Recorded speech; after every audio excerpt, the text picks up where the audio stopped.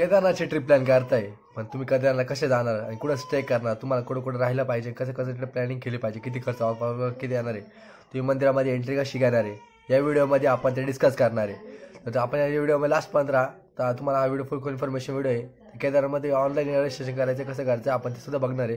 तर तुम्ही लास्टपर्यंत राहा. तुम्हाला कसे कसे बसेस करायचे, कुठं कुठं स्टे करायचं आहे, कसे कसे तुम्ही तिकडं जाऊ शकतात, बसने जाऊ शकतात, ट्रेनने जाऊ शकतात, कसे जाऊ शकतात ते सर आपण याच्यामध्ये बघणार आहे. लास्टपर्यंत बघा. ट्रेनने आले तर तुम्हाला डायरेक्ट हरिद्वारची घ्यावं लागेल. हरिद्वारला तिकडं डायरेक्ट केदारनाथ ट्रेन वगैरे जात नाही, तर तुम्ही कोणत्याही सिटीत राहा, हैदराबादला राहा, महाराष्ट्र राहा, कुठे राहा, तुम्हाला ते हरिद्वार दिल्लीला तिकडे येऊन तुम्हाला तिथं जावं लागणार आहे. हरिद्वारला उतरले तिकडून तुम्ही टॅक्सी वगैरे केली तर 3-4 रुपये तुम्हाला तशी लागणार आहे. ते तिकडून तुम्ही बस करा, टॅक्सी करा तर तुम्हाला 600-700 रुपये बसने लागणार आहे.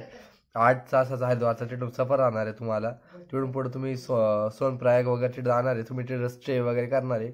सोनप्रयागमध्ये राहिल्यानंतर तुम्ही बघू शकता, तुम्हाला साईडला ऑनलाईन रजिस्ट्रेशन करता यात्राचे तुम्हाला साईडला तुम्ही तिथे नाव बघू शकता, तुम्हाला दिसू शकतं की तुम्ही बघता तिथं लिंकवर तुमचं puरी.com आहे. तुम्ही ऑफलाईनसुद्धा तुम्ही तिथं बुकिंग वगैरे करू शकता ते, पण ते खूप एक्सपेन्सिव्ह पडणार, त्याच्यामध्ये खूप लाईन राहते.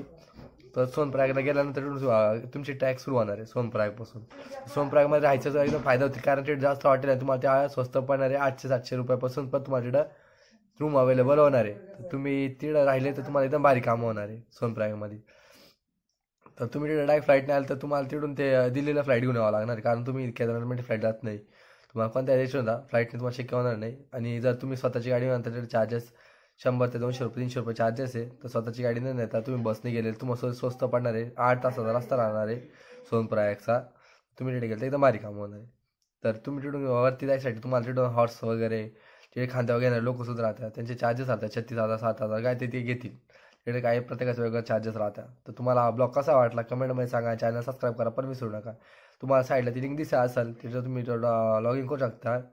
तर माझ्या हिशोबाने तर तुम्ही ट्रेनने गेलं तर तुमच्यासाठी खूप योग्य आहे, कारण तुम्ही डायरेक्ट उतरू शकता आणि तिकडून फक्त 7-8 200 किलोमीटर अंतर आहे. तिकडून बस केली तर बसने जा साधारण, तरी तुम्हाला कारण तिथे चार्जेस कमी लागतील.